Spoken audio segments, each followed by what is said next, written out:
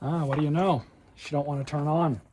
I bet you I know why. On Riccar's, Simplicities, any Tacony product, they have this thermal reset. So if you jam something up in the machine and it shuts itself off, it's supposed to do that. So again, $700 vacuum. Obviously, I've not messed with this button at all. Let's see. What do you know? Turn it on.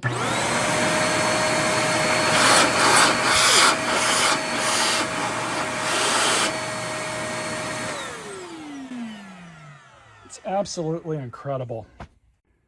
I have picked up so many Tacony products over the years that have this thermal reset on them. It's just a simple circuit breaker. That's all it is. The amount of these machines that I've picked up made by Tacony that are put to the curb because people do not think they work anymore.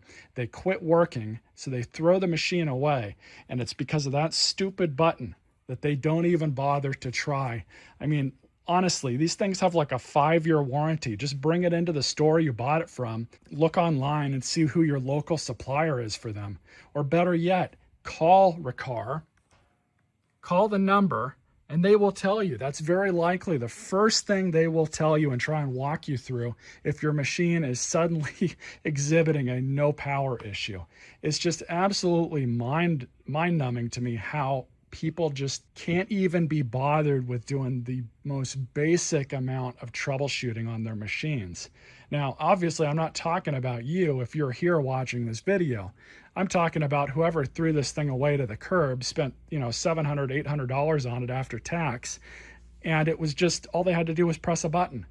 I've seen so many of these machines, not this specific one, but Tacony products, they love to put these thermal resets on their units. And it's very, very common when I get these machines from the curb, they don't want to turn on.